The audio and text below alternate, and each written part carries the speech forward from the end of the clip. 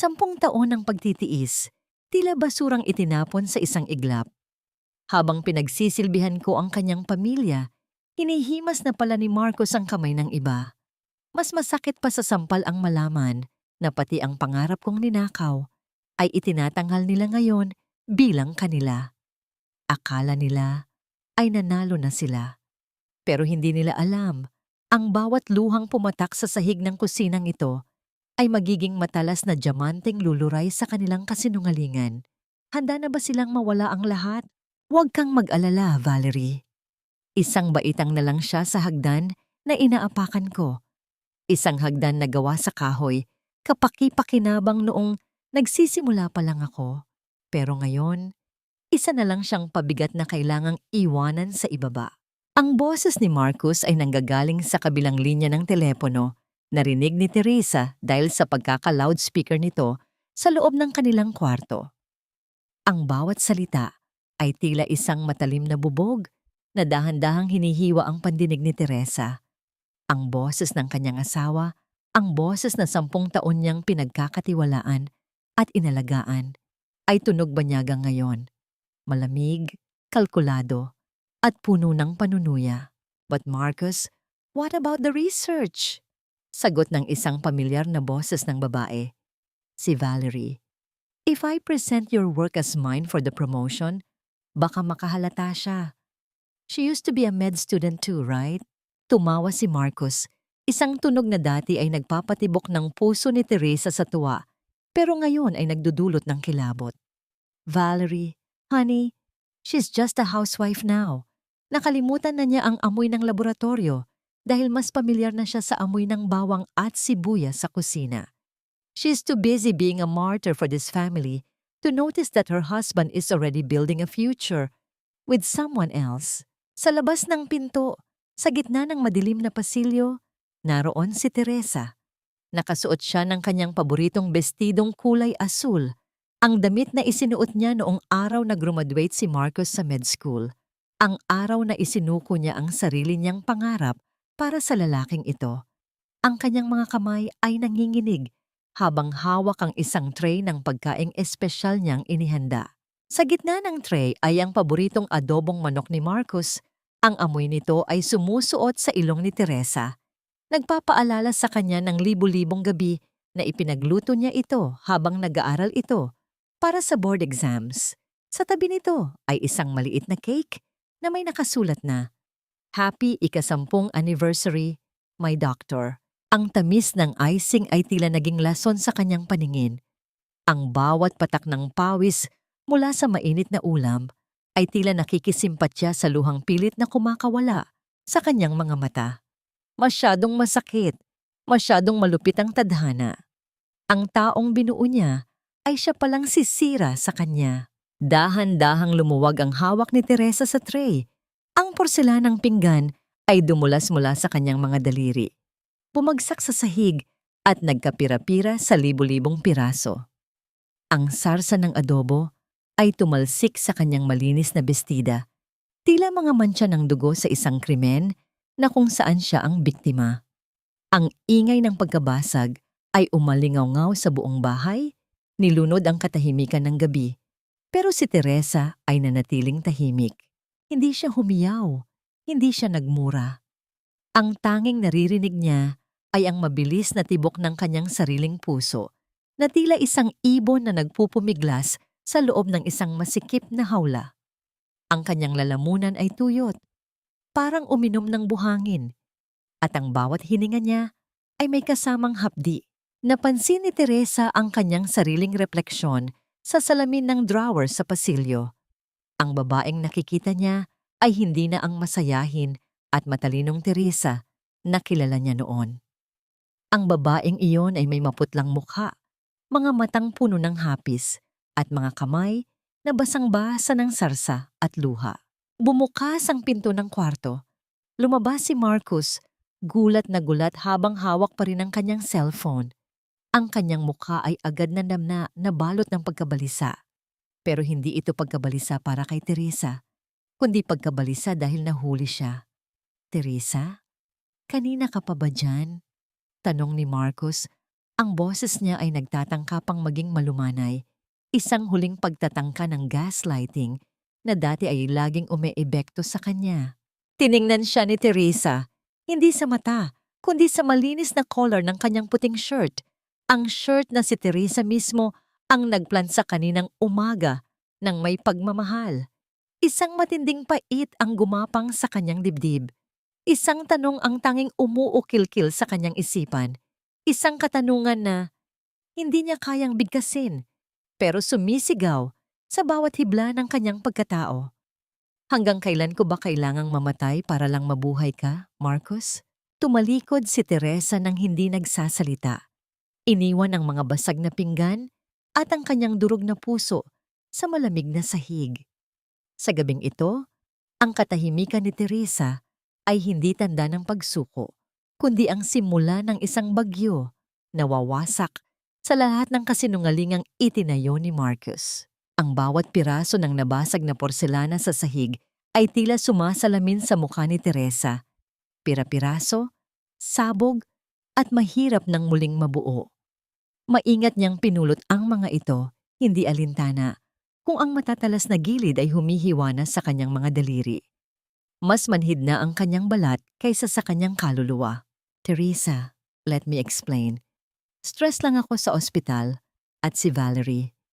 She's just helping me with the administrative side. Hindi mo kasi maiintindihan ang bigat ng trabaho ko. Sabi ni Marcos habang nakatayo sa likuran niya. Ang boses ay puno ng huwad na pag-aalala. Ito ang gaslighting na kabisado na ni Teresa. Ang pagpaparamdam sa kanya na siya ang may pagkukulang, na siya ang hindi sapat ang lawak ng pag-iisip para unawain ang dakilang asawa. Marahan siyang tumayo, bitbit ang mga basag na pinggan, at tiningnan si Marcos nang may kakaibang katahimikan. Masyado ka nang pagod, Marcos. Magpahinga ka na. Ako na ang bahala rito. Sagot niya sa mahinang boses. Walang galit, walang sigaw. Isang mapanganib na kalmado na hindi napansin ng kanyang asawa dahil sa sobrang bilib nito sa sariling galing. Kinabukasan, ang katahimikan ng bahay ay muling binasag ng matutulis na takong ni Doña Aurora, ang ina ni Marcos. Hindi pa man ito nakakapasok ng tuluyan, ang amoy ng mamahaling pabango nito ay tila sumasakal na sa hangin ng kusina. Teresa, bakit ang dumi ng sala? At ano itong amoy ng luto? Para kang hindi asawa ng isang sikat na doktor. You should look more like a director's wife, hindi yung mukha kang labandera. Bulyaw ng matanda habang diring-diring tinititigan ng apron ni Teresa. Ngumiti si Teresa, isang ngiting hindi umaabot sa kanyang mga mata. Pasensya na po, Mama. Inihahanda ko lang po ang paboritong agahan ni Marcos. Yan lang naman ang alam mong gawin, ang magluto. Sayang ang pera ni Marcos sa pagpapakain sa'yo. Kung sana ay katulad ka ni Dr. Valerie na nakakatulong sa career ng anak ko. She is brilliant, elegant, kaysa sa'yo na nakatali na lang sa kalan. Patuloy na pag-alipusta ni Aurora. Ang bawat salita ng kanyang biyenan ay tila mga latigo. Pero imbes na masaktan, ginamit ito ni Teresa bilang gasolina sa namumuong apoy sa kanyang dibdib. Habang nakatalikod ang matanda, pumasok si Teresa sa silid-aklatan ni Marcos. Sa ilalim ng isang dekorasyong florera, nandoon ang isang maliit na itim na aparato. Ang secret camera na binili niya gamit ang perang itinabi niya mula sa kanyang grocery allowance. Pinanood niya sa kanyang cellphone ang live feed. Nakita niya ang sarili niyang biyenan na kinukuha ang ilang alahas sa drawer ni Marcos nang walang paalam. Isang mapait na tawa ang kumawala sa kanyang mga labi. Lahat sila ay may itinatagong dumi. Nang gabing iyon, lumapit si Marcos sa kanya habang siya ay nag-aayos ng higaan. Hon, may charity gala sa ospital bukas. I want you to be there. Kailangan kong ipakita sa board na maayos ang pamilya natin. Wear something decent. Huwag yung masyadong plain. Alam ni Teresa kung bakit siya kailangan doon. Hindi bilang asawa, kundi bilang isang accessory. Isang display para mapagtakpan ang bulok na relasyon nila at para hindi mahalata ng board ang anomalya sa mga gamot na pinirmahan ni Marcus. Sige Marcus, sasama ako, sagot ni Teresa habang hinahaplos ang kwelyo ng kanyang asawa. Ang kanyang haplos ay tila banayad, pero ang totoo ay tinitingnan niya ang bawat hibla ng buhok na nakadikit doon, buhok na mahaba at kulay tanso.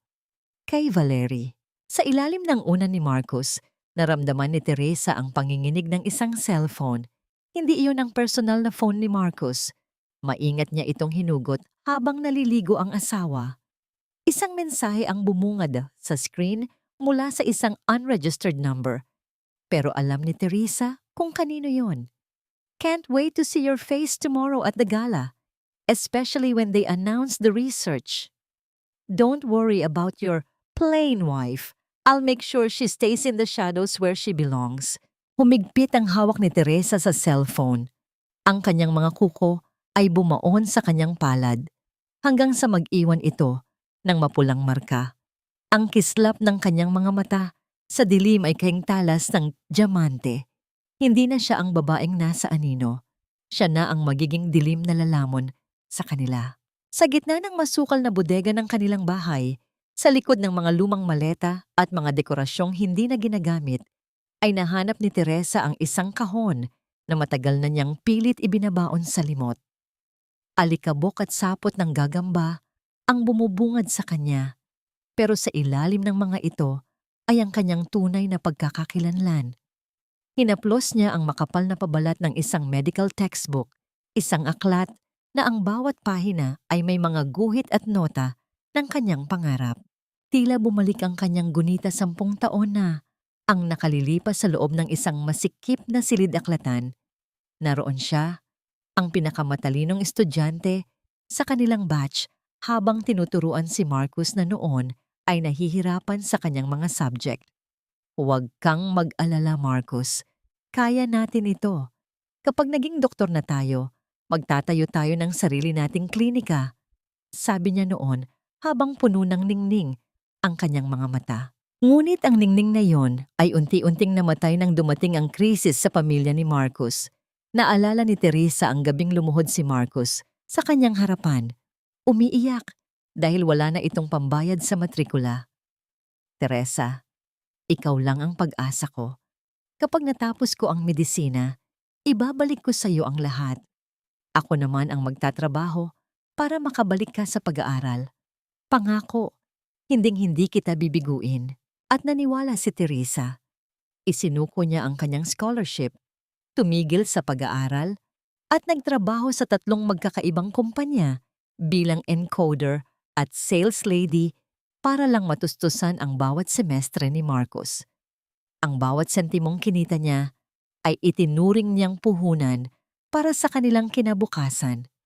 Ngunit ang puhunang yon ay ginamit pala ni Marcus para mabili ang katapatan ng ibang babae. Nabalik lamang ang diwa ni Teresa nang marinig niya ang malakas na busina ng sasakyan ni Marcus sa labas.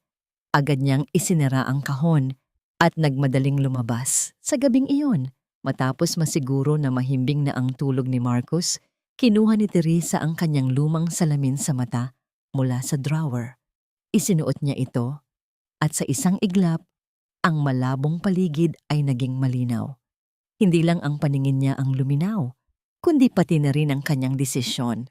Kinabukasan, nagtungo si Teresa sa kanyang dating unibersidad. Pakiramdam niya ay isa siyang multo na naglalakad sa gitna ng mga estudyanteng puno ng pag-asa. Sa dulo ng pamilyar na pasilyo, nakita niya ang isang matandang lalaki na nag-aayos ng kanyang mga gamot, si Dr. Salvador, ang kanyang dating paboritong propesor. Teresa, ikaw ba yan? Tanong ng matanda. Bahagyang ibinaba ang kanyang salamin para masigurado ang nakikita. 10 taon. Ang tagal na panahon, pero hindi ko makakalimutan ang pinakamagaling kong estudyante. Sayang na sayang ka, Teresa. Bakit mo hinayaang mapurol ang utak mo sa loob ng kusina? Napayuko si Teresa, naramdaman ang pait ng katotohanan. Minsan po, ang pag-ibig ay ginagawa tayong bulag sa sarili nating halaga, Dok. Pero hindi pa huli ang lahat, sabi ni Dr. Salvador habang tinititigan siya ng diretso sa mga mata. May isang research project ang universidad tungkol sa bagong medical protocols. Kailangan ko ng isang taong may talas ng isip at tibay ng loob. Isang taong hindi kayang bayaran ng kahit na sino. Doon, sa loob ng maliit na opisina na amoy lumang papel at gamot, naramdaman ni Teresa ang muling pagtibok ng kanyang pangarap. Tinanggap niya ang alok, hindi bilang isang housewife, kundi bilang isang lihim na consultant. Habang naglalakad siya palabas ng gusali, bit-bit ang mga bagong files, ang kanyang mga hakbang ay may bago ng ritmo. Ritmo ng isang babaeng handa nang bawiin ang lahat. Ngunit ang kanyang kaba ay biglang bumalik nang makita niya ang isang pamilyar na pulang sasakyan na nakaparada sa tapat ng building. Bumukas ang pinto nito at lumabas si Valerie. Nakasuot ng mamahaling puting coat at may mapang-uring tingin. Teresa, anong ginagawa ng isang housewife sa dream housewife sa loob ng isang prestigious university? Tanong ni Valerie. Ang boses ay puno ng panunuya habang pinapasadahan ng tingin ang simpleng damit ni Teresa. Huwag mong sabihing nag-a-apply ka rito bilang janitress. Hinawakan ni Teresa ng mahigpit ang mga files sa loob ng kanyang bag. Ang kanyang puso ay kumakabog ng malakas, pero ang kanyang mukha ay nanatiling kalmado. Ang labanan ay nagsisimula na, at ang kalaro niya ay walang kamalay-malay na ang janitress na kinukutya niya ay ang may-ari ng utak na ninanakawan nila. Hindi mo kailangang mag-alala, Valerie. Nandito lang ako para asikasuhin ang ilang mga lumang dokumento ni Marcos. Alam mo naman, kahit sa bahay ay ako pa rin ang nag-aayos ng mga kalat niya. Mula sa maruruming medyas hanggang sa mga naiwan niyang papeles. Isang mapait na ngiti ang ibinigay ni Teresa kay Valerie. Pinigilan niya ang panginginig ng kanyang mga kamay sa loob ng kanyang bulsa. Kailangan niyang magmukhang mahina. Kailangang magmukhang walang laban dahil iyon lamang ang tanging paraan para hindi sila maghinala sa bawat hakbang na kanyang ginagawa. Tumawa ng malakas si Valerie. Ang tunog nito ay tila kaskas ng kutsilyo sa platito. Poor Teresa, hanggang ngayon, errand girl ka pa rin ng sarili mong asawa. Well, at least you're making yourself useful. Sige na, go ahead. Hinihintay na ako ni Marcos sa ospital. We have a lot of important things to discuss. Pinanood ni Teresa ang pag-alis ni Valerie. Ang bawat hakbang ng babae ay puno ng kayabangan. Kampante na nakuha na niya ang lahat ng kayamanan at atensyon ni Marcos. Ngunit hindi alam ni Valerie na ang bawat segundo ng kanyang kumpiyansa ay isang pako sa kabaong ng kanyang sariling karera. Nang makauwi si Teresa, nadatnan niya si Marcos sa kanilang study room. Ang silid ay puno ng mga nagkalat na papel at ang usok mula sa kape ay humahalo sa amoy ng lumang tinta. Baka sa mukha ni Marcos ang matinding pagod at tensyon. Teresa, nakuha mo ba ang mga files mula sa universidad? Ang bagal-bagal naman ng kilos mo. Kailangan na naming matapos ni Valerie ang presentation para sa board meeting sa susunod na linggo. Asik ni Marcos nang hindi man lang ito tumitingin sa kanya. Nandito na, Marcos. Pasensya na. Medyo matagal lang binalikan sa archives. Malumanay na sagot ni Teresa habang inilalapag ang mga dokumento sa lamesa. Lumapit siya sa likuran ni Marcos at dahan-dahang hinaplos ang mga balikat nito. Huwag ka nang mag-alala, Hon. Hayaan mo. Tutulungan kitang mag-encode ng data ngayong gabi. Alam mo namang mabilis akong mag-type. Tumingala si Marcos. May bahid ng pagdududa sa kanyang mga mata. Kaya mo ba? Medical ang terminolohiya nito, Teresa. Baka lalo mo lang guluhin ang mga formula. Susubukan ko lang, Marcos, para naman kahit papaano ay mabawasan ang stress mo. Gusto ko lang namang makitang magtagumpay ka, dahil ang tagumpay mo ay tagumpay ko rin, di ba? Dahil sa sobrang pagod at katamaran, pumayag si Marcos. Iniwan niya ang laptop kay Teresa at nagtungo sa kwarto para matulog. Sa sandaling sumara ang pinto, ang malambot na anyo ni Teresa ay biglang nagbago. Ang kanyang mga mata ay naging kasing lamig ng yelo habang nakatitig sa screen ng laptop. Binuksan niya ang research paper ni Marcos at Valerie. Ang bawat pangungusap doon ay galing sa kanyang utak. Ito ang kanyang pinaghirapan, 10 taon na ang nakalilipas. Ngunit imbes na burahin ang lahat, nagsimulang mag-type si Teresa. Inayos niya ang mga pagkakamali ni na Marcus.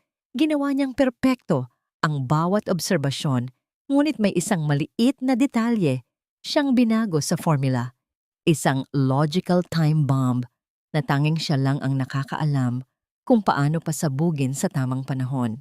Ang tunog ng bawat pindot sa keyboard ay tila isang maayos na martsa ng mga sundalo patungo sa digmaan. Walang boses na lumalabas sa kanyang mga labi. Ngunit ang bawat titik na lumalabas sa screen ay isang deklarasyon ng katarungan. Sa gitna ng kanyang pagtatrabaho, isang notification ang lumabas sa screen ng laptop. Isang email mula sa kanilang joint bank account. Sa sobrang kumpiyansa ni Marcus, nakalimutan nitong i-log out ang kanyang bank access. Binuksan ito ni Teresa at doon ay tumambad sa kanya ang katotohanang mas masakit pa sa sampal. Ang halos lahat ng kanilang ipon para sa sana ay pangarap nilang bahay sa probinsya ay nawala na. May sunod-sunod na malalaking transfer patungo sa isang real estate developer. Ang description: down payment for Unit 402, Azure Condominiums. At ang nakapangalang may-ari ng unit, Valerie Rose Monteverde. Ang hininga ni Teresa ay tila naging maliliit na kristal sa kanyang baga. Ang perang pinaghirapan niyang tipirin. Ang perang hindi niya ibinili ng bagong damit o sapatos sa loob ng maraming taon ay ibinigay lang ni Marcos sa kanyang kabit para sa isang marangyang tirahan. Humigpit ang hawak ni Teresa sa mouse ng laptop. Ang sakit ay tila naging isang malapot na lido sa kanyang lalamunan.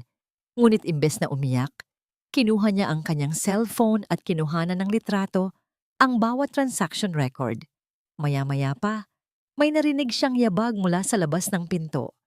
Mabilis niyang ibinalik ang screen sa research paper at nagpanggap na seryosong nag-e-encode. Bumukas ang pinto at iniluwa nito ang kanyang biyenan na si Doña Aurora na may hawak na isang sobre. Teresa, tumawag ang bangko. May ipinadala silang notice tungkol sa unpaid credit card bills ni Marcos. Bakit hindi mo ito binabayaran? Saan mo dinadala ang perang ibinibigay sa iyo ng anak ko para sa mga gastusin dito sa bahay? Sigaw ng matanda, habang pabalibag na inilalagay ang sobre sa harap ni Teresa. Tiningnan ni Teresa ang sobre, pagkatapos ay ang kanyang biyenan. Isang lihim ng ngiti ang sumilay sa kanyang mga labi habang iniisip ang susunod niyang galaw. Mama, huwag po kayong mag-alala. Magugulat po kayo kung saan talaga napupunta ang pera ng anak ninyo, bulong ni Teresa sa sarili, habang ang kanyang mga mata ay nakapako sa bank statement na nakabukas pa rin sa isang maliit na window sa gilid ng screen. Mabigat ang mga hakbang ni Teresa habang tinatahak ang makitid na eskinita patungo sa isang maliit at lumang computer shop sa dulo ng kalsada. Ang amoy ng maaliwalas na ulan ay humahalo sa usok ng mga sasakyan, isang timpla ng lunsod na tila sumasakal sa kanyang hininga. Sa loob ng shop, sa gitna ng mga naglalakihang monitor at mga kable na tila mga bituka ng makina, naghihintay ang kanyang tanging pag-asa. Si Leo. Si Leo ay isang matangkad na lalaki na may malalim na mga mata, puno ng pait na katulad ng kay Teresa. Nagkakilala sila sa ospital buwan na ang nakalilipas. Ang kapatid ni Leo ay pumanaw dahil sa isang maling operasyon na pinangunahan ni Marcos, isang pagkakamaling ibinaon sa ilalim ng kapangyarihan at pera ng ospital. Nakuha mo ba ang kailangan ko? Bulong ni Teresa habang nauupo sa tabi ng lalaki. Ang liwanag mula sa screen ay nagbibigay ng asul na anino sa kanyang mukha, na tila isang multo na naghahanap ng katarungan. Walang kibong iniabot ni Leo ang isang maliit na itim na device. Ito ay isang remote access tool. Kapag naisaksak mo ito sa laptop ni Marcus, kahit ng ilang segundo lang, magkakaroon ako ng kopya ng lahat ng mensahe, email at pati na rin ang mga video na nakasave sa cloud niya. Pero mag-ingat ka, Teresa. Kapag nahuli ka niya, wala na tayong balikan. Wala na rin naman akong babalikan, Leo. Sagot ni Teresa. Ang kanyang boses ay malamig at matigas, kasing tibay ng bakal na dumaan sa apoy. Sa gitna ng katahimikan ng shop, biglang naramdaman ni Teresa ang pagod na kanina pa niya pilit itinatago. Ang kanyang mga balikat ay bumagsak at ang mga luha na buong araw niyang pinipigilan ay nagsimulang pumatak sa kanyang mga pisngi. Hindi ito iyak ng isang babaeng nagmamahal, kundi iyak ng isang sundalong sugatan sa gitna ng digmaan. Lumapit si Leo at hinayaan si Teresa na isandal ang kanyang noo sa kanyang balikat. Walang mali siya, kundi isang pagdamay ng dalawang kaluluwang kapwa ninakawan ng kapayapaan. Ang init ng balikat ni Leo ay tila isang maliit na santuwaryo sa gitna ng malupit na mundo. Iiyak mo lang, Teresa. Pagkatapos nito, patigasin mo muli ang puso mo. Malapit na silang magbayad. Pag-uwi sa bahay, tila isang anino si Teresa na gumagapang sa dilim. 2:00 na ng madaling araw. Naririnig niya ang mahimbing na hilik ni Marcos mula sa kabilang kwarto. Maingat siyang pumasok sa study room. Ang bawat yabag niya sa sahig na gawa sa narara ay tila isang malakas na tambol sa kanyang pandinig. Kahit na wala naman itong nililikhang tunog sa pandinig ng iba, nanginginig ang kanyang mga daliri habang isinasaksak ang itim na device sa laptop ni Marcos. Ang asul na liwanag ng monitor ay biglang sumilay, nagbibigay ng nakakatakot na liwanag sa madilim na silid. Nakita niya ang mga thumbnail ng mga video, si Marcos at Valerie sa loob ng isang hotel room, ang mga tawanan nilang dalawa, habang pinagtatawanan ang kaawa-awang asawa ni Marcos. Habang naglo-load ang data, nakarinig si Teresa ng isang tunog mula sa pasilyo. Ang tunog ng pagpihit ng doorknob. Ang kanyang puso ay tila tumigil sa pagtibok. Mabilis niyang tinangkang hugutin ang device, pero dahil sa kaba ay hindi niya ito agad maalis. Bumukas ang pinto. Ang liwanag mula sa pasilyo ay tumama sa likuran ng isang lalaki. Nakatayo doon si Marcos, gusot ang buhok at may naniningkit na mga mata dahil sa antok na biglang napalitan ng pagdududa. Bakit bukas ang computer ko, Teresa? Ang malamig na boses ni Marcos ay gumapang sa batok ni Teresa. Tila isang talim ng kutsilyo na dahan-dahang idinidikit sa kanyang balat. Nanatiling nakatalikod si Teresa. Ang kanyang kamay ay nakatago pa rin sa gilid ng laptop. Pilit na tinatakpan ang maliit na itim na device na kumikislap pa rin ng pulang ilaw. Dahan-dahang inalis ni Teresa ang kanyang kamay sa gilid ng laptop. Ang kanyang mukha ay nanatiling blanko sa kabila ng mabilis na pagpalo ng kaba sa kanyang dibdib. Lumingon siya kay Marcos nang may bakas ng puyat at pag-aalala sa kanyang mga mata. Isang anyo ng katapatan na alam niyang hindi kayang tanggihan ng ego ng kanyang asawa. Hindi kasi ako makatulog, Marcos. Malumanay niyang sagot. Ang boses ay tila isang marahang hanging umiihip sa madaling araw. Iniisip ko yung research mo. Gusto ko lang siguraduhin na maayos ang pagkaka-encode ko sa mga huling datos na ibinigay mo bago ang conference. Alam kong mahalaga ito para sa promosyon mo at ayaw kong mapahiya ka dahil lang sa isang maling titik. Nanatiling nakatitig si Marcos. Tila tinitimbang ang katotohanan sa likod ng mga salita ni Teresa. Ngunit nang makita niya ang pagod sa mukha ng kanyang asawa at ang pagnanais nitong maging kapaki-pakinabang, ang pagdududa sa kanyang mga mata ay unti-unting napalitan ng pamilyar na kayabangan. Sana ay hindi mo na lang pinilit, Teresa. Baka lalo mo lang guluhin ang logic ng pag-aaral namin ni Valerie. Sabi ni Marcos habang humahakbang palapit para isara ang laptop. Hindi niya napansin ang maliit na itim na aparato na mabilis na naibulsa ni Teresa sa gitna ng kadiliman. Sige na, bumalik ka na sa kwarto. At bukas, siguraduhin mong masarap ang ihahanda mong hapunan. Darating si Mama at inimbitahan ko rin si Valerie para pag-usapan ang final presentation. Kinabukasan, ang kusina ni Teresa ay naging isang teatro ng paghihiganti. Ang amoy ng bawang, paminta, at iba't ibang pampalasa ay bumabalot sa hangin. Ngunit sa likod ng masasarap na samyo ay ang pait na tanging si Teresa lang ang nakakaalam. Inihanda niya ang pinakamagarang set ng pinggan. Ang mga kristal na baso ay kasing linaw ng kanyang mga plano. Nang dumating si Doña Aurora kasama si Valerie, ang bahay ay napuno ng plastik na tawa at mapagkunwaring pagbati.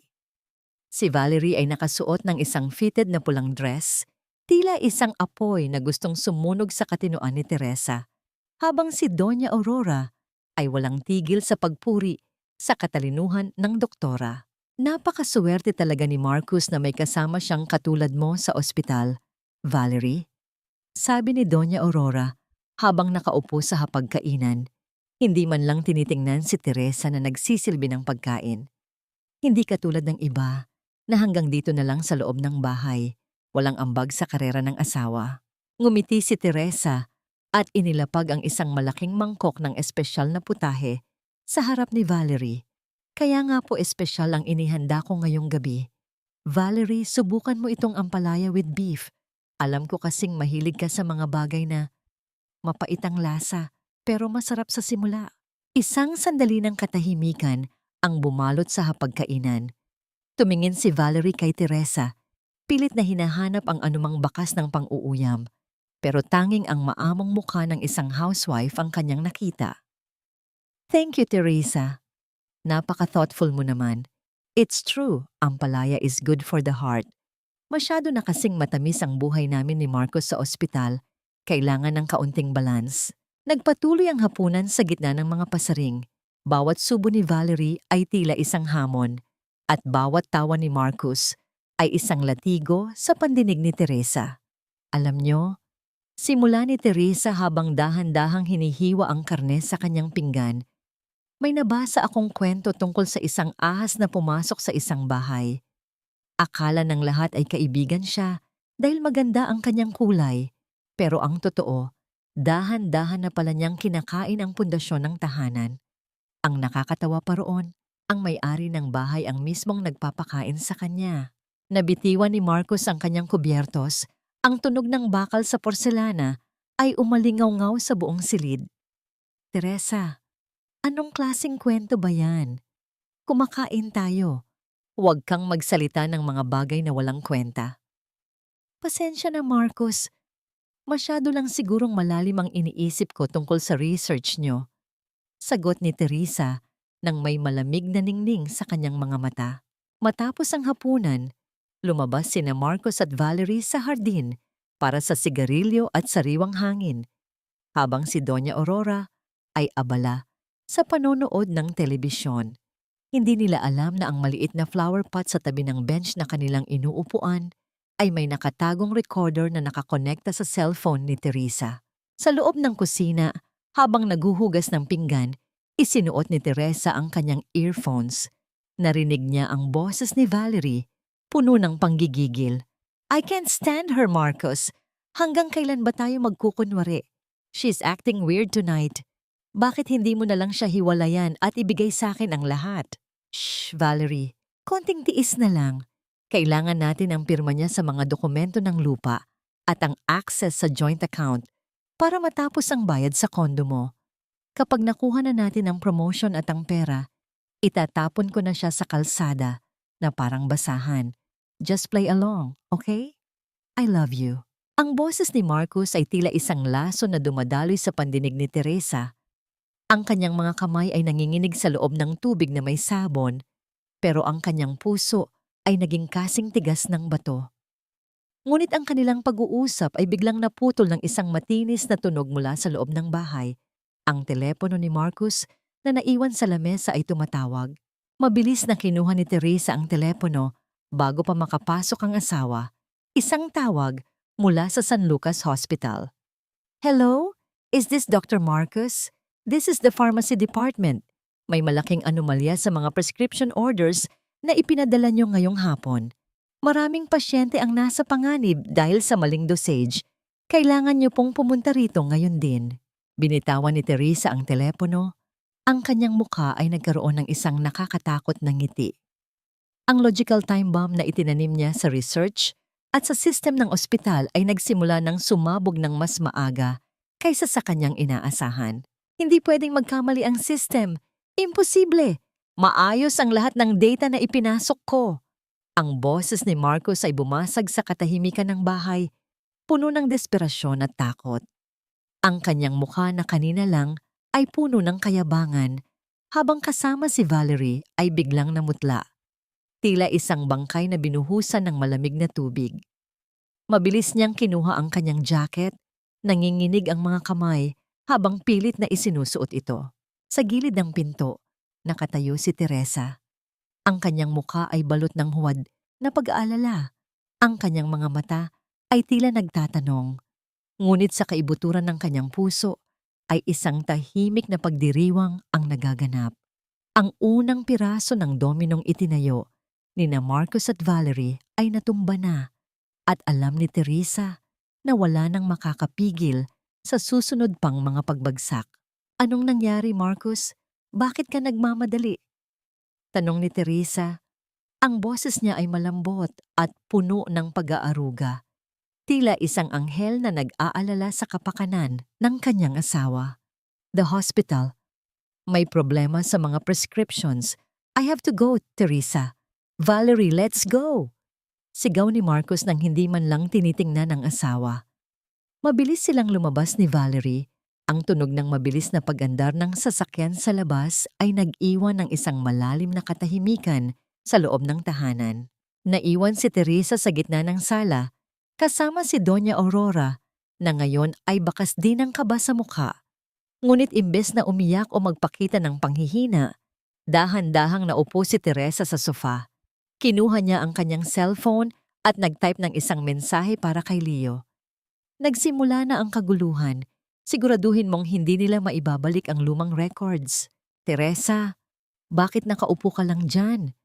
Ang anak ko ay nasa panganib ang karera at ikaw ay tila walang pakialam. Bulyaw ni Doña Aurora.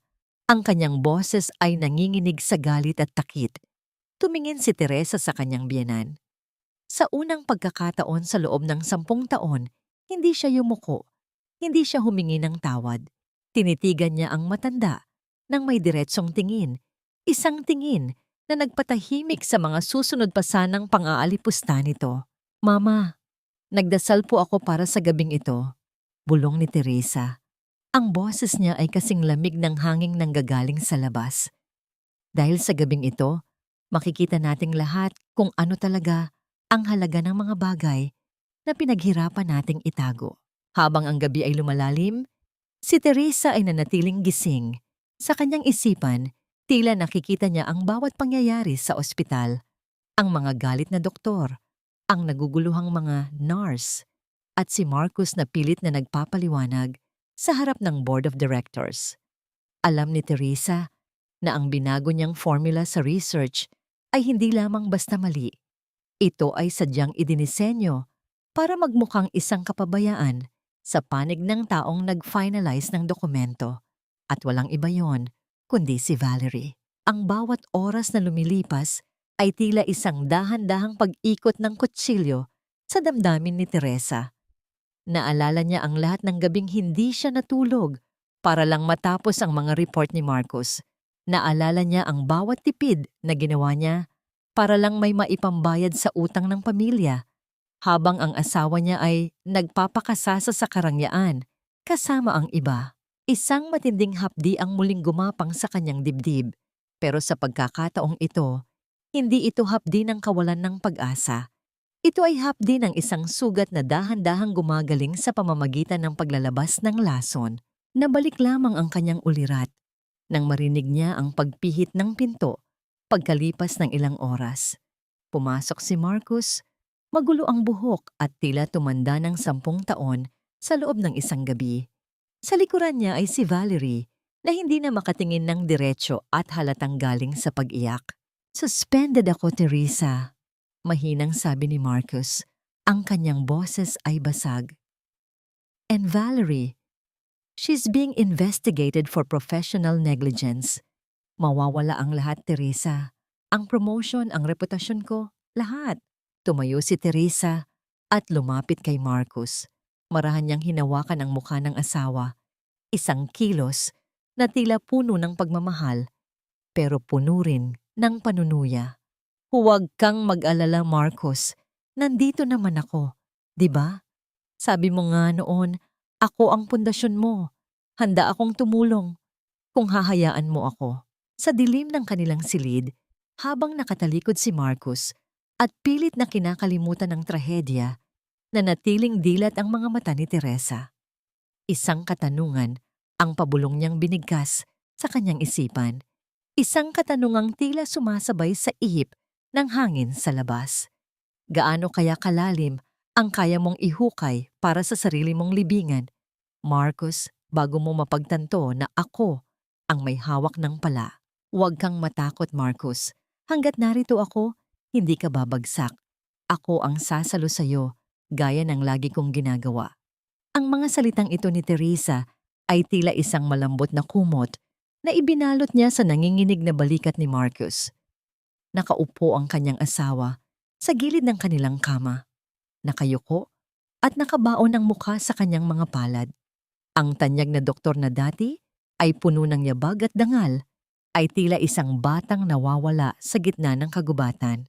Ngumiti si Teresa habang hinahaplos ang likod ni Marcos. Ang kanyang haplos ay banayad, tila nagbibigay ng lakas, ngunit sa kanyang isipan ay binibilang niya ang bawat segundo ng pagbagsak nito. Ang tiwala ni Marcos sa kanya ay ang huling pinto na kailangang bumukas para ganap niyang mapasok ang kuta ng mga kaaway. Ang board! Gusto nilang bawiin ang lisensya ko, Teresa, bulong ni Marcos. Ang boses ay puno ng pait. Sinisisi ako ni Valerie. Sabi niya, ako ang nag-utos sa kanya na madaliin ang research. Nag-aaway na kami sa ospital, sa harap ng maraming tao. Hayaan mo siya, Marcos. Alam mo namang sa oras ng gipit, ang mga taong walang paninindigan ay laging naghahanap ng isasama sa hukay. Sagot ni Teresa nang may malamig na katiyakan. Kailangan nating protektahan ang mga ari-arian natin. Kung kakasuhan ka ng ospital o ng mga pasyente, maaaring kunin ng bangko ang lahat ng sa atin. Ilipat natin ang mga account at ang titulo ng bahay sa pangalan ko para kahit anong mangyari, may matitira sa atin. Tumingala si Marcos. Ang kanyang mga mata ay puno ng desperasyon at isang maliit na bahid ng pag-asa. Gagawin mo yon para sa akin? Kahit na naging pabaya ako sa'yo, dahil asawa mo ako, Marcos. Di ba yun ang pangako natin? Sa hirap at ginhawa? Ang boses ni Teresa ay hindi nanginig, kahit na ang bawat salitang binibitawan niya ay tila isang matalim na kutsilyong bumabaon sa kanyang sariling prinsipyo. Pero para sa katarungan, handa siyang maging pinakamagaling na aktres sa sarili niyang buhay. Nang hapon ding iyon, sa loob ng isang maliit na cafe na malayo sa kanilang tirahan, muling nakipagkita si Teresa kay Leo. Inilapag ni Leo ang isang folder na puno ng mga dokumento sa tapat ni Teresa. Nakuha ko na ang bank trail ni Valerie. Simula ni Leo ang kanyang mga mata ay naniningkit sa galit. Hindi lang pera niyo ni Marcos ang kinukuha niya. May mga transaksyon dito na nagpapatunay na tumatanggap siya ng kickbacks mula sa mga pharmaceutical companies kapalit ng pag-endorso sa mga maling gamot na sanhi ng pagkamatay ng kapatid ko. Ginamit niya ang pirma ni Marcos para maging legal ang lahat. Naramdaman ni Teresa ang panlalamig ng kanyang buong katawan. Ang katotohanan ay mas malala pa sa inaasahan niya. Ang kanyang asawa ay hindi lang isang taksil. Siya ay naging kasangkapan sa isang krimeng kumitil ng buhay ng mga inosente. Ibigay mo sa akin ang lahat ng kopya, Leo, sabi ni Teresa habang hinahawakan ng mahigpit ang folder. Huwag muna nating ilalabas sa pulis. Kailangan ko munang makuha ang huling pirma ni Marcos. Pagdating ni Teresa sa bahay, nadatnan niya si Valerie na naghihintay sa sala. Gusot ang buhok nito at ang mamahaling makeup ay kumalat. May bakas ng tuyong luha sa muka. Wala na ang dating mapang-uring doktora. Ang nasa harap niya ngayon ay isang babaeng desperada, tila unti-unting nilalamon ng sarili niyang kapalaran. Nasaan si Marcos? Sigaw ni Valerie nang makita si Teresa. Sinabihan ko siyang ayusin ang records. Ngayon, Pati ang down payment ko sa condo ay freeze na ng bangko. Teresa, sabihan mo ang asawa mo. Kapag bumagsak ako, isasama ko siya sa impyerno. Tumingin si Teresa kay Valerie nang may kalmado at halos maawaing ekspresyon. Lumapit siya at dahan-dahang inabutan ng baso ng tubig ang babae. Uminom ka muna, Valerie. Masyado kang emosyonal. Alam mo, naiintindihan kita. Pareho lang tayong biktima rito. Akala mo ba ay ikaw lang ang mahal niya?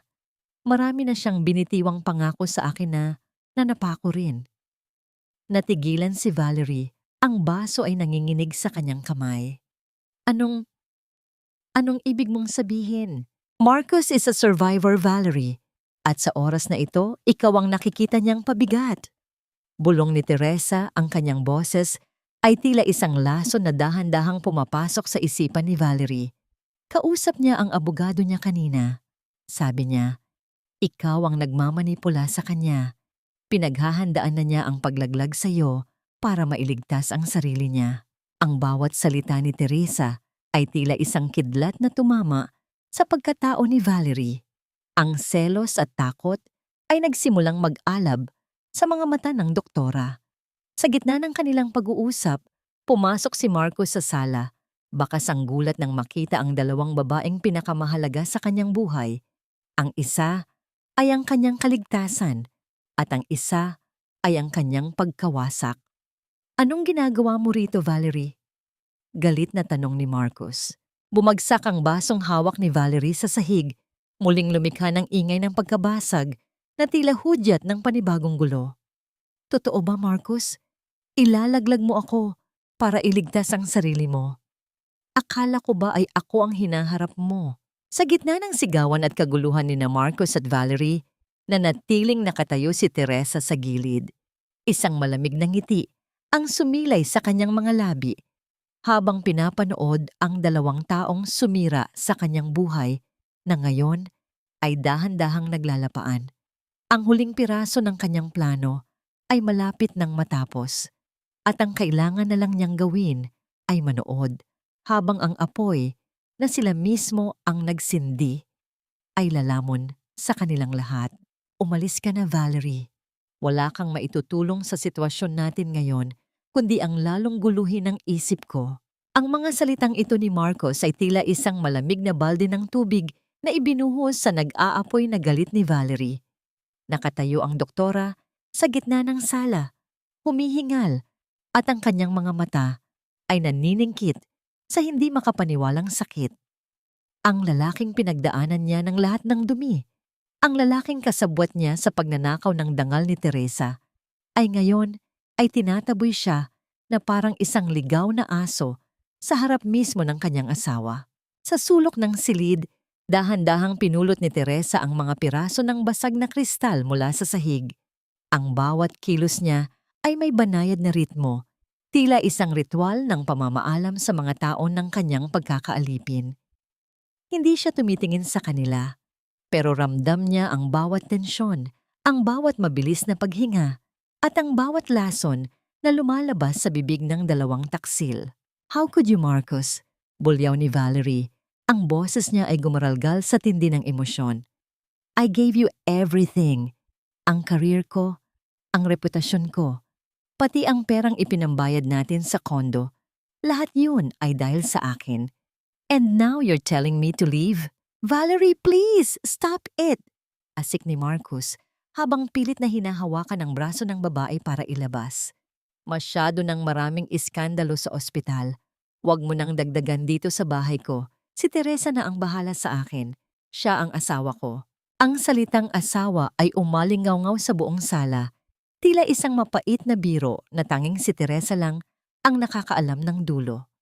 Patuloy lang si Teresa sa kanyang ginagawa. Ang kanyang mga daliri ay dahan-dahang humahaplos sa gilid ng basag na baso. Tila tinitimbang kung gaano pa kalalim ang sugat na kaya nitong likhain. Nang sa wakas, ay naitulak ni Marcos si Valerie palabas ng pinto. Ang katahimikan na bumalot sa bahay ay mas nakakatakot pa kaysa sa kaninang sigawan. Humarap si Marcos kay Teresa. Ang kanyang muka ay puno ng paghingi ng tawad. Isang anyong alam ni Teresa na huwad at bunga lamang ng takot na mawalan ng lahat. Salamat, Teresa. Salamat dahil hindi mo ako iniwan sa kabila ng lahat ng gulo na dinala ng babaeng yan, sabi ni Marcos habang lumalapit sa asawa. Wala yun, Marcos. Alam mo namang ikaw lang ang pamilya ko. Sagot ni Teresa nang may malambot na boses. Inilapag niya ang mga basag na kristal sa basurahan at kinuha ang folder na kanina pa nakahanda sa ibabaw ng lamesa. Narito na ang mga dokumento. Napirmahan ko na ang parte ko para sa transfer of assets. Kailangan na lang natin ang pirma mo para maging pinal ang paglipat ng lahat ng ari-arian sa pangalan ko. Para ligtas na ang lahat bago pa dumating ang mga investigador. Sa sandaling iyon, pumasok si Doña Aurora sa sala. Baka sa mukha ng matanda ang pag-aalinlangan. Marcos, sigurado ka ba rito? Paano kung magbago ang isip ni Teresa? Ang lahat ng pinaghirapan nating yaman ay mapupunta sa kanya. Tumingin si Teresa sa kanyang biyanan. Walang bahid ng galit sa kanyang mukha, kundi isang malalim na pag-unawa na tila nagmumula sa isang taong tanggap na ang lahat. Mama, kung gusto ko pong kunin ang lahat, matagal ko na sanang ginawa. Pero narito pa rin ako. Pinagsisilbihan kayo. Sino pa po ba ang matatakbuhan nyo ngayon? Si Valerie na tatalikuran kayo para iligtas ang sarili niya? O ako na laging naririto? Natigilan si Doña Aurora. Ang kanyang pagiging mapagmataas ay tila natunaw sa harap ng luhika ni Teresa. Maging si Marcos ay kinuha ang panulat ng walang pag-aalinlangan. Sa kanyang isip, si Teresa ay ang kanyang safe haven. Ang babaeng walang ambisyon, ang babaeng laging susunod, ang babaeng hindi kailanman magagawang saktan siya. Ang tunog ng dulo ng panulat na humahaplos sa papel ay tila isang symphony sa pandinig ni Teresa. Isang pirma, isang pangalan, isang huling hakbang patungo sa kalayaan. Nang matapos ang huling pirma, dahan-dahang kinuha ni Teresa ang mga dokumento at naramdaman ang bigat ng papel sa kanyang mga kamay. Hindi ito bigat ng ari-arian, kundi bigat ng hustisyang 10 taon niyang hinintay. Salamat, Marcos. Ngayon, makakatulog ka na ng mahimbing. Bulong ni Teresa habang hinahaplos ang buhok ng asawa. Ngunit ang katahimikan ng gabi ay muling nabasag ng tumunog ang doorbell, isang sunod-sunod at malakas na tunog na tila nagmamadali. Nang buksan ni Teresa ang pinto, hindi pulis ang bumungad sa kanya, kundi si Valerie na may dalang isang itim na sobre at isang nakakatakot na ngiti sa kanyang mga labi. Akala niyo ba ay ganoon lang kadali akong itatapon? Sabi ni Valerie, ang kanyang boses ay tila nanggagaling sa kailaliman ng lupa. Marcus, bago mo ako ilaglag, tignan mo muna kung anong dala ko. Teresa, baka gusto mo ring makita kung sino talaga ang taong pinoprotektahan mo. Buksan mo, Teresa. Buksan mo at tignan mo kung gaano katalas ang kutsilyong itinusok ng asawa mo sa likod mo habang natutulog ka ng mahimbing sa tabi niya. Ang boses ni Valerie ay tila isang malapot na putik na humahalo sa malamig na hangin ng gabi. Inihagis niya ang itim na sobre sa ibabaw ng lamesang kahoy. Ang tunog ng pagbagsak nito ay tila isang hatol ng kamatayan na umalingaw-ngaw sa buong sala. Nanatiling nakatayo si Teresa, ang kanyang mga daliri ay mahigpit pa ring nakakapit sa mga dokumento ng paglilipat ng ari-arian na kapirma-pirma lang ni Marcus.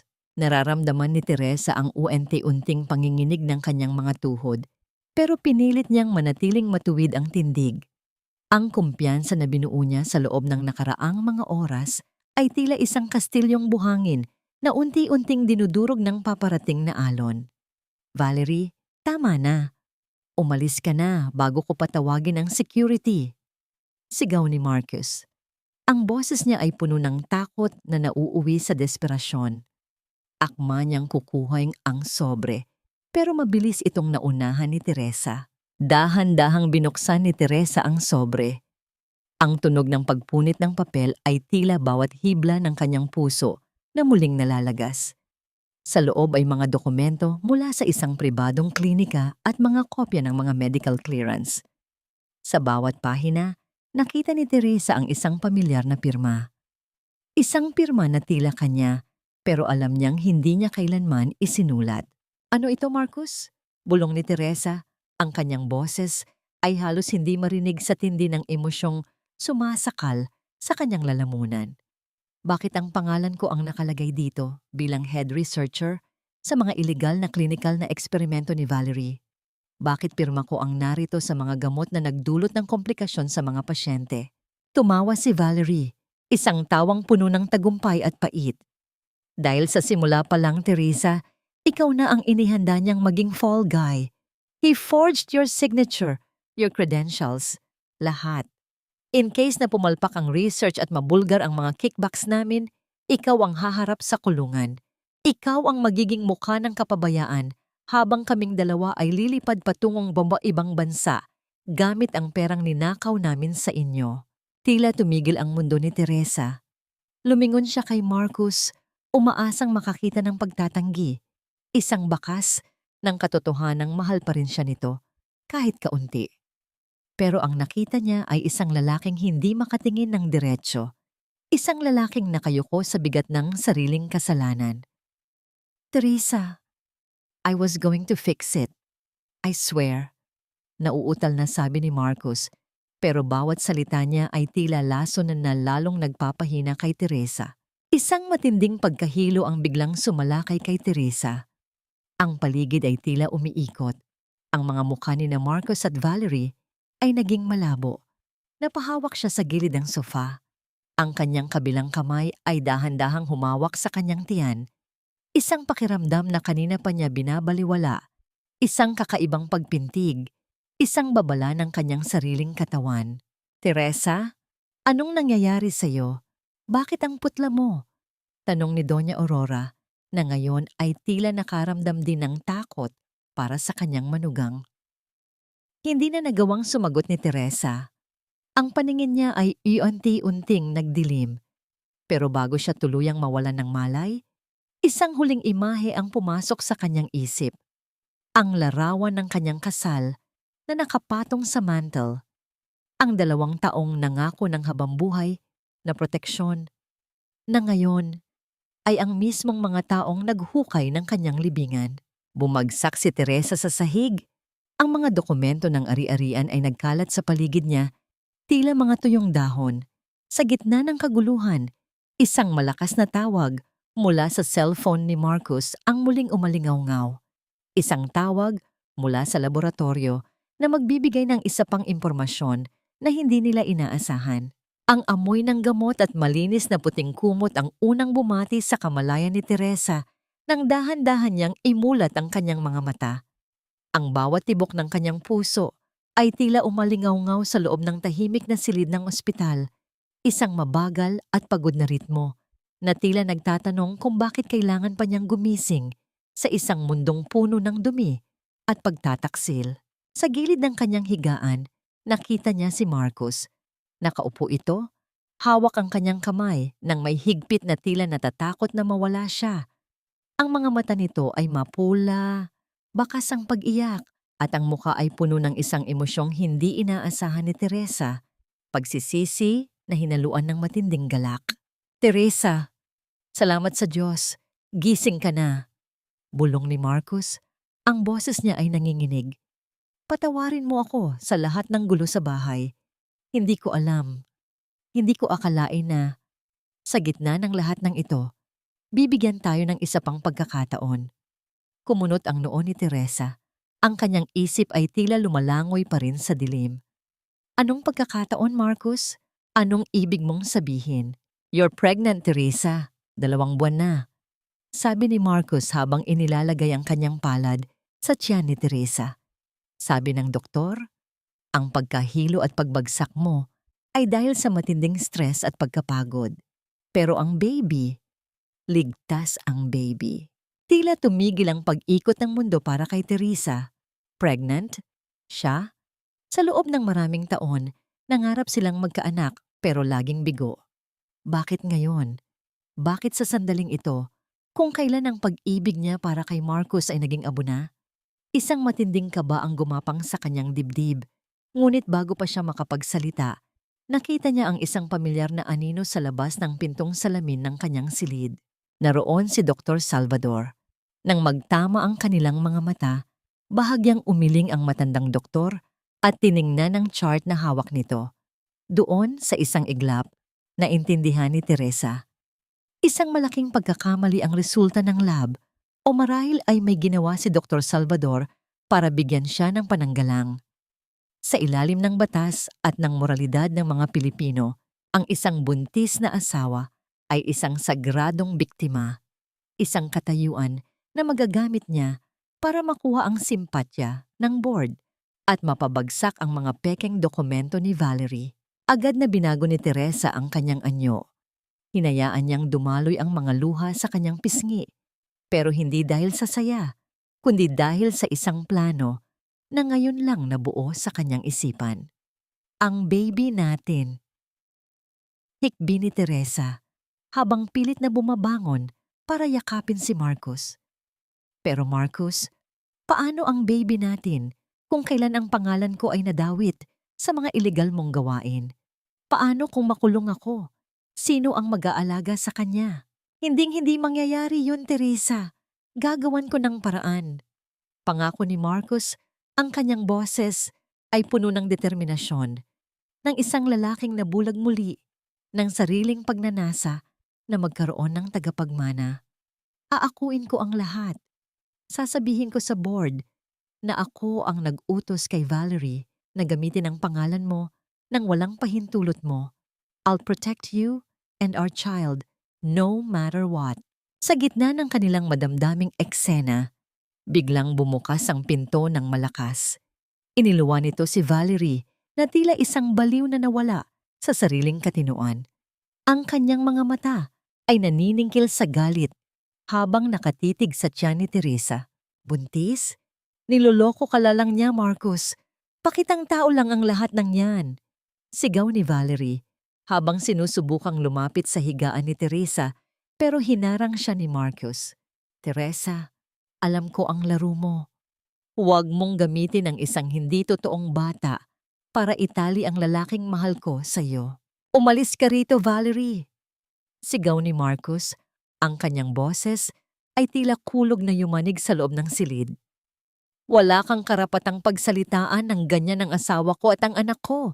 Tapos na tayo, Valerie, at sisiguraduhin kong ikaw lang ang haharap sa kaso ng forgery at negligence. Isang nakakatakot na katahimikan ang bumalot kay Valerie. Ang kanyang galit ay biglang naging isang malamig at mapanganib na ngiti. Tumingin siya kay Teresa, isang tinging nangangako ng kamatayan. Kung hindi siya magiging akin, Marcus, sisiguraduhin kong wala ring matitira sa'yo. Bulong ni Valerie, ang boses ay kasing talim ng scalpel. Teresa, ingatan mo ang baby mo. Dahil ang mga anino ay hindi natutulog at ang bawat hagdan na inaapakan mo ay may nakatagong patibong. Nang makaalis si Valerie, muling yumakap si Marcus kay Teresa. Ngunit sa likuran ng asawa, ang mga mata ni Teresa ay nanatiling dilat at malamig. Wala ng baby, wala ng pag-ibig. Ang tanging natitira na lang ay ang laro ng buhay at kamatayan. Isang mensahe ang pumasok sa cellphone ni Teresa na naiwan sa bedside table. Mula kay Leo. Nakuha ko na ang confession video ni Valerie sa elevator. Pero may mas malaking problema tayo. Alam na ni Valerie na hindi ka buntis.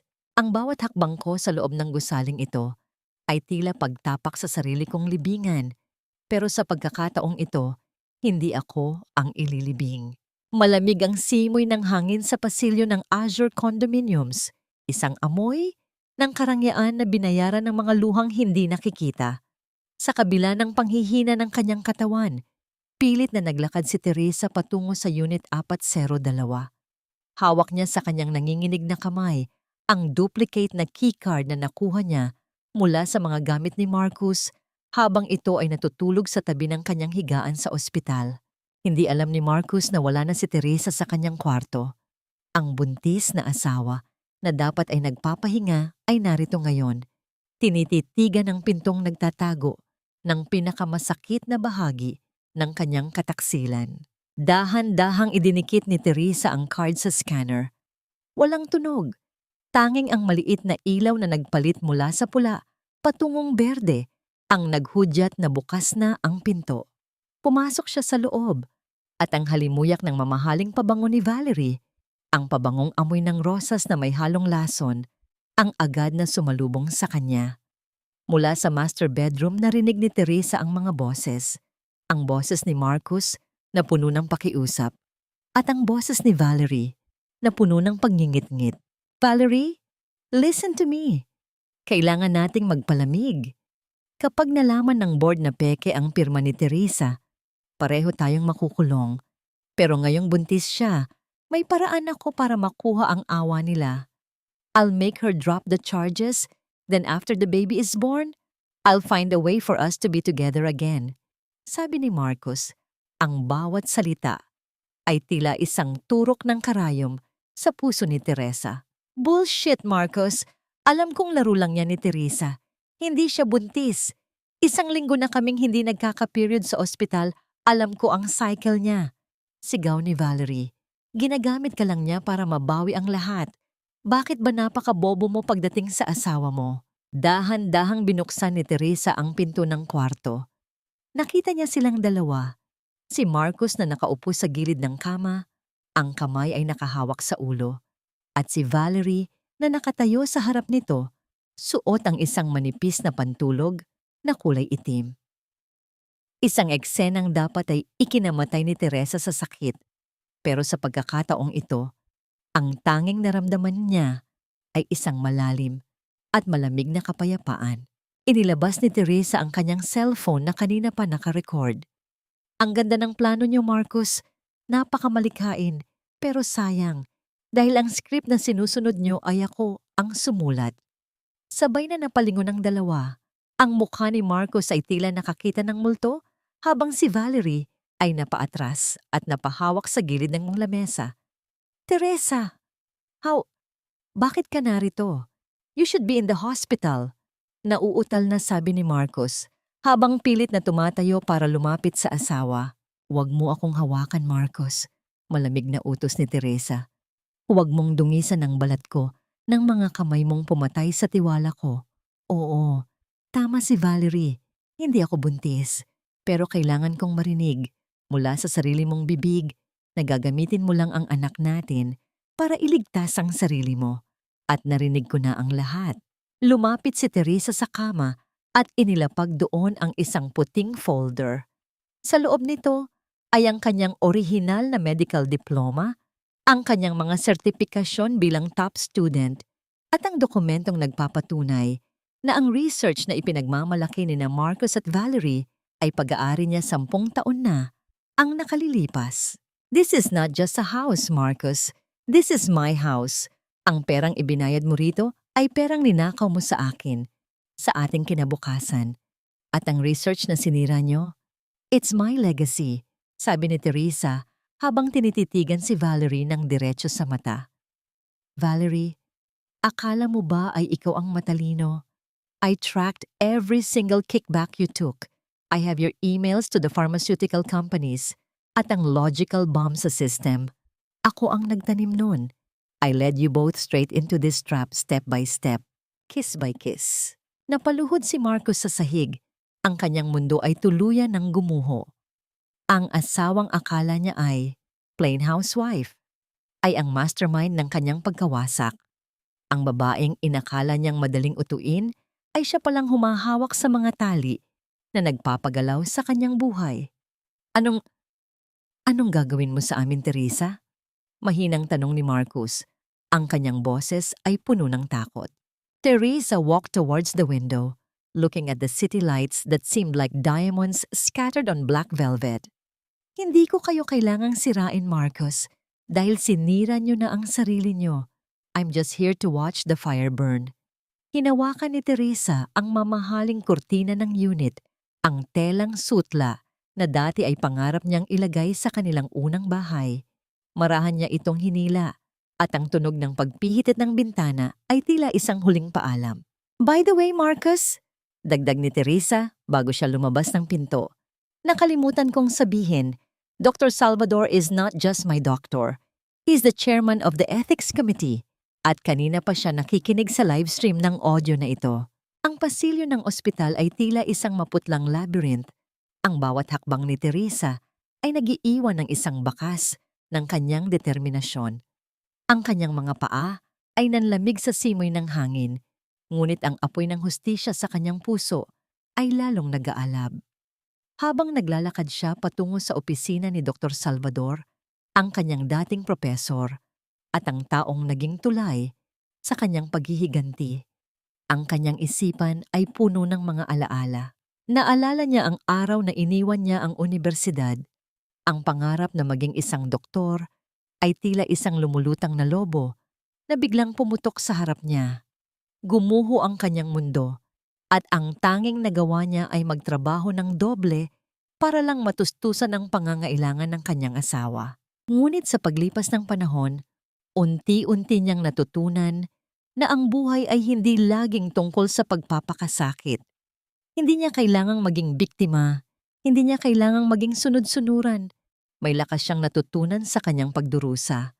May karapatan siyang bawiin ang kanyang sariling buhay. Pagpasok sa opisina ni Dr. Salvador, nakita ni Teresa ang matanda na nakaupo sa kanyang swivel chair, nakatingin sa malayo habang hawak ang isang tasa ng kape. Ang mga mata nito ay mapula, tila hindi nakatulog sa buong gabi. "Kumusta na ang lahat, Teresa?" tanong ni Dr. Salvador habang ngumingiti. Ang kanyang nangiti ay puno ng paghanga at pag-unawa. "Tapos na po, Doktor. Ang dalawang taksil ay naroroon na sa pinakamalalim na hukay na kanilang hinukay para sa sarili nila," sagot ni Teresa. Narinig na po ng buong ethics committee ang lahat. Ang video confession ni Valerie, ang mga email at transaction na nagpapatunay sa kanyang pagtanggap ng kickbacks, at ang tunay na may-ari ng research. Ngumiti si Dr. Salvador at inilapag ang kanyang tasa ng kape. Ngayon ay alam na ng lahat ang katotohanan. Ang mga doktor at ang mga nurse ay humihingi ng hustisya. Alam ng board of directors na kailangan nilang gumawa ng hakbang para maibalik ang tiwala ng mga pasyente. At si Marcus? Suspended na ang lisensya niya at nahaharap sa maraming kaso. Professional negligence, theft of intellectual property, fraud, and unethical conduct. Valerie will be charged with all of that as well. Tila gumaan ang pakiramdam ni Teresa. Ang mga salitang yon ay tila isang magaan na hininga na nag-alis ng matinding bigat sa kanyang dibdib. Nagawa niya. Nabawi niya ang kanyang buhay, ang kanyang pangarap, at ang kanyang dignidad. Salamat po, Doktor. Kung hindi dahil sa inyo, hindi ko magagawa ang lahat ng ito. Hindi mo kailangan magpasalamat, Teresa. Ikaw ang gumawa ng lahat ng ito. Ikaw ang naging matapang at matalino, sagot ni Dr. Salvador. Pero may isang bagay pa tayong kailangan gawin. Pagkalipas ng ilang oras, naroon si Teresa sa harap ng isang silid na puno ng mga abogado at mga investigador. Nakatayo siya sa harap ng lahat at ang bawat salita na kanyang sinabi ay tila isang bato na lumulutang sa hangin. Ipinahayag niya sa publiko ang lahat ng nangyari, hindi para sa paghihiganti, kundi para sa katotohanan. Hindi po ako naghahanap ng awa. Ang gusto ko lang pong mangyari ay ang katotohanan ay lumabas. Hindi ako nagpatawad sa kanila, ngunit hindi rin po ako naghahangad na sila ay parusahan. Ang gusto ko po ay ang kanilang pagiging ganid at pagiging taksil ay wag nang maulit pa kailanman sa ating lipunan, sabi ni Teresa sa harap ng lahat ng tao. Ang hustisya ay hindi tungkol sa paggawa ng parehong kasamaan. Ang hustisya ay tungkol sa pag-aayos ng mga sirang pangarap.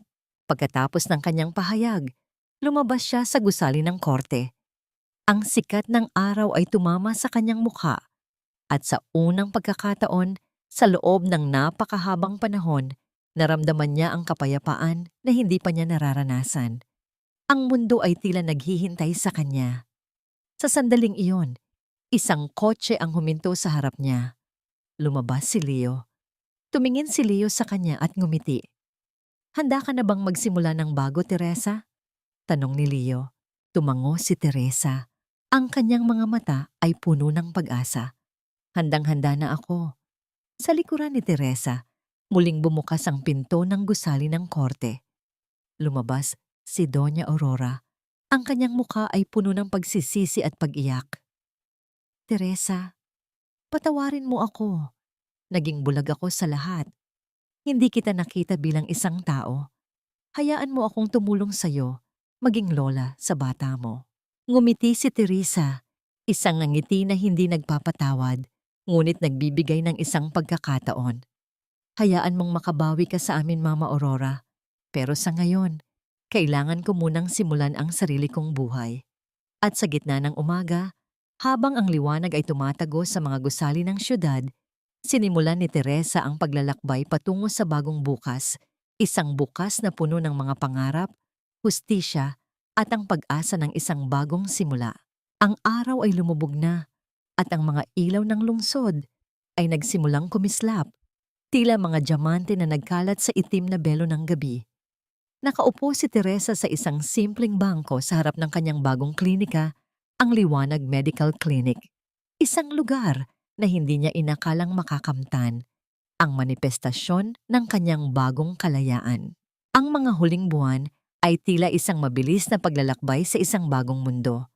Ang mga kaso laban kay Marcus at Valerie ay nagpatuloy, at bagamat hindi niya direktang hiningi ang pagkakakulong sa kanila, ang kanilang kasalanan ay sapat ng nagbigay ng hustisya sa mga pasyente at sa mga taong nasaktan. Ang board of directors ay binago, ang sistema sa ospital ay inayos, at ang katotohanan ay naghari sa lahat.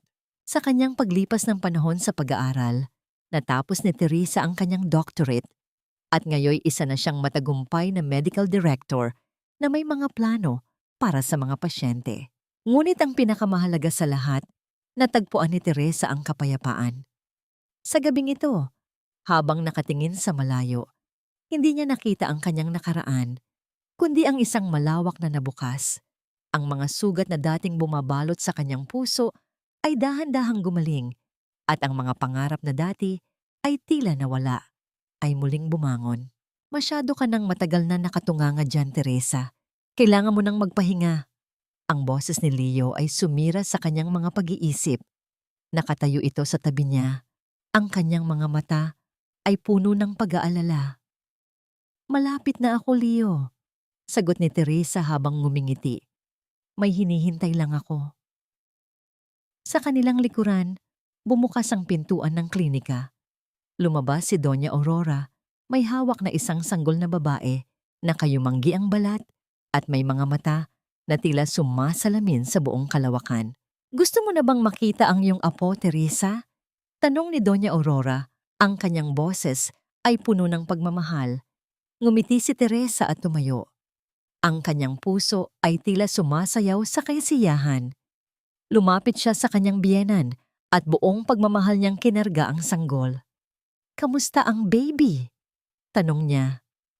Maayos na maayos siya, sagot ni Doña Aurora habang nagtatakang tumingin sa sanggol. Ikinarga ni Teresa ang bata.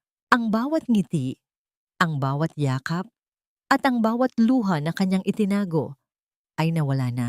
Naramdaman ni Teresa ang isang matinding pagmamahal na hindi niya akalaing posible. Sa kanyang mga bisig, hawak niya hindi lamang ang kanyang bagong anak, kundi pati na rin ang lahat ng pag-asa at mga bagong simula.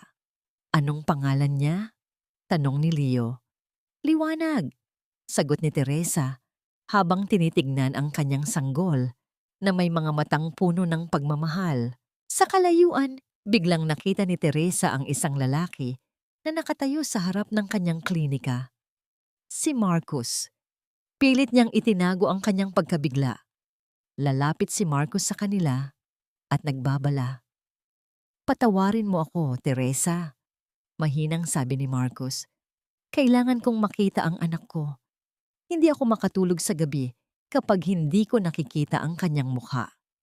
Tumayo si Teresa habang sinasabi, handa na akong magpatawad, Marcus, kung handa kang maging ama.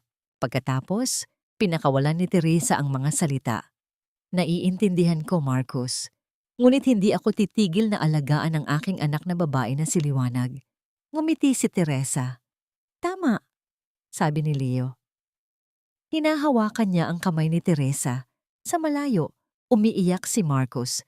Ang mga problema nila ay tila nawala na. At ang puso niya ay nanalo ng malaki. Ang katotohanan ay nagsasabi na si Teresa ay nagtagumpay sa pagiging mahina. Ito ay nangangahulugan na ito ay nagtagumpay sa bawat pagkasira. Sa mga mata ni Teresa, ang gabi ay hindi na puno ng dilim. Puno ito ng liwanag. Ang liwanag ng kanyang bagong buhay, ang liwanag ng hustisya, at ang liwanag ng pag-asa na kayang magpatakbo ng mga matandang lumbay at ng katotohanan na kung saan ang lahat ay maaring mahalin.